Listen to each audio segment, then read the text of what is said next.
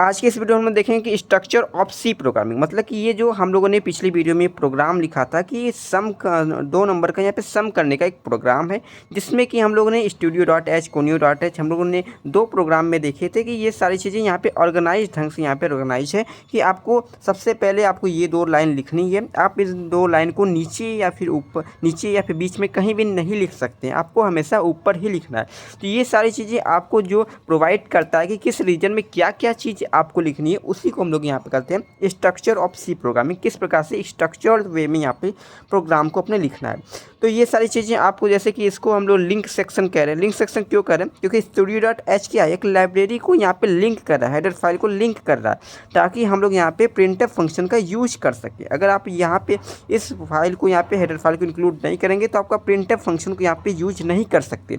क्योंकि printf function है क्या, हमें कंपाइलर के लिए कुछ भी नहीं पता प्रिंटफ है क्या। इसकी डेफिनेशन यहाँ पे studio.h हेडर फाइल में स्टोर है कि ये काम क्या करता है। तो अगर आप लोग इसको इंक्लूड नहीं कर देंगे तो आप प्रिंटफ फंक्शन को यहाँ पे यूज नहीं कर सकते। तो यही सारी चीज़ें आपको स्ट्रक्चर वे में होती है, जैसे कि आपका ये मेन फंक्शन डेफिनेशन हो गया, ठीक है, ये आपका यहाँ पे लोकल वेरिएबल डिक्लेरेशन हो गया। और यहाँ पे अगर हम लोग कुछ, जैसे कि यहाँ पे इंट आपका सी बराबर कुछ लिख दिया, जैसे 0 लिख दिए, यहाँ पे सेमीकोलन, तो ये आपका ग्लोबल डिक्लेरेशन हो गया। तो यही सारी चीज़ें यहाँ पे एरिया होती है, कुछ रीजन्स होते हैं जहाँ पे हम लोग यहाँ पे ये चीज़ों को कहाँ कहाँ लिखना है, ये सारी चीज़ें हमें प्रोवाइड करती है।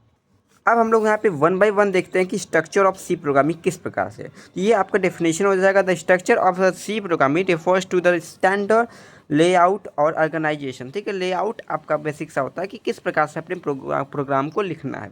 तो सबसे पहले आपका होता है कि डॉक्यूमेंटेशन सेक्शन। ठीक है, आगे आप पढ़ेंगे कमेंट क्या होता है, इस चीज़ को हम लोग कमेंट करते हैं, जिसमें कि प्रोग्राम में ये सारी चीज़ें यहाँ पे रीड नहीं की जाती। कंपाइल टाइम में आपको रन में आपको ये कोड का पार्ट नहीं माना जाता है। तो ये डॉक्यूमेंटेशन सेक्शन हो गया, ये आपको सबसे ऊपर लिखी जाती है। जो भी प्रोग्राम आप लिख रहे हैं, जैसे कि यहाँ पे हम लोगों ने हैज इंक्लूड लिखा था, इसके ऊपर यहाँ पे एक लाइन होती है जिसको हम लोग डॉक्यूमेंटेशन सेक्शन कहते हैं। इसमें बेसिकली क्या होता है कि जो भी आप प्रोग्राम लिख रहे हैं, कि जैसे कि हम लोग सम करने का 2 नंबर का सम करने का प्रोग्राम लिख रहे हैं, तो एक आपका ब्रीफ यहाँ पे डिस्क्रिप्शन होता है कि हम इस प्रोग्राम को करने क्या वाले हैं, या फिर आपका ऑथर का नाम हो जाएगा, किसने लिखा है, ठीक है, किस डेट को लिखा, किस डे को लिखा। तो बेसिक सा डॉक्यूमेंटेशन सेक्शन में हम लोग यहाँ पे एक फॉरवर्ड स्लैश से और एक एस्ट्रिक्स से यहाँ पे हम लोग अपने मैसेज को प्रिंट कर सकते हैं।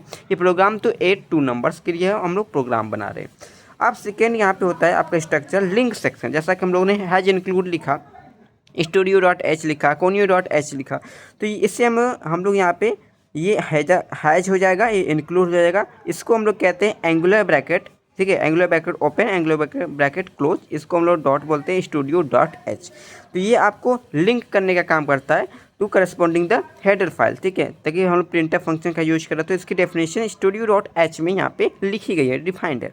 अब हम लोग का यहाँ पे डेफिनेशन सेक्शन हो जाएगा, जैसे कि आप लोग पढ़ेंगे कि एक आपका हो जाता है, जैसे कि मैक्रो डिफिनेशन होता है, तो हर डिफाइन से इसको डिफाइन करते हो। तो ये आपका 3rd नंबर पे आ जाएगा डेफिनेशन सेक्शन। तो आपको अभी तो समझ में नहीं आ रहा होगा, बस आपको यहाँ पे इसको सब बस देख लेना है। अब ग्लोबल डिक्लेरेशन क्या हुआ, जैसे कि हम लोगों ने हैज इंक्लूड लिखा था, उसके नीचे हम लोगों ने इंट मेन लिखा था। इंट मेन और हैज इंक्लूड वाले के सेक्शन के बीच में जो आपको चीज़ें लिखी जाती है उसको ग्लोबल डिक्लेरेशन कहते हैं। मतलब वो ग्लोबली उसको एक्सेस कर सकते हैं, किसी भी प्रोग्राम में, किसी भी आपको फंक्शन में यहाँ पे एक्सेस कर सकते हैं। जो भी आपके यहाँ पे चीज़ें लिखी गई हैं उसको ऐसे इन टैक्स होता है, एक्स को आप लोग कहीं भी आप स्टोर कर सकते हैं, आप लोग यूज कर सकते हैं। बेसिकली ग्लोबल डिक्लेरेशन इसे बोलते हैं।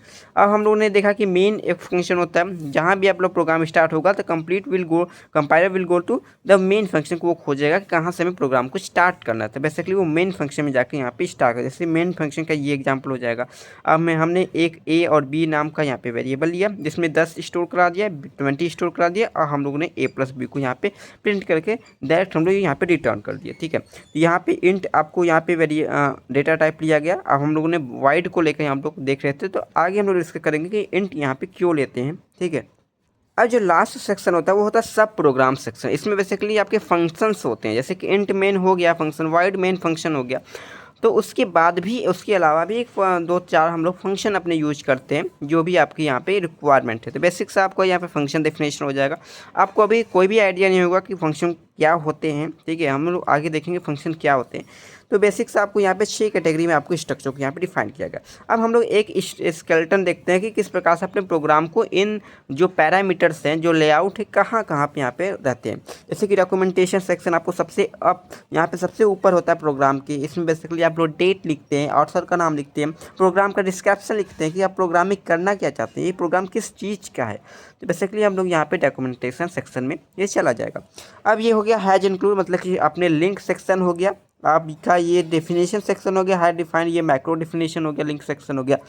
अब यहाँ पे ये डेफिनेशन सेक्शन हो गया कि आपका ये क्या है, डेफिनेशन सेक्शन। डेफिनेशन सेक्शन मतलब कि आप लोग इसको ऐसे कह सकते हैं, जो भी आपका फंक्शन है तो फंक्शन को यहाँ पे इसको लिखा जाता है, इसको बेसिकली प्रोटोटाइप बोला जाता है फंक्शन का।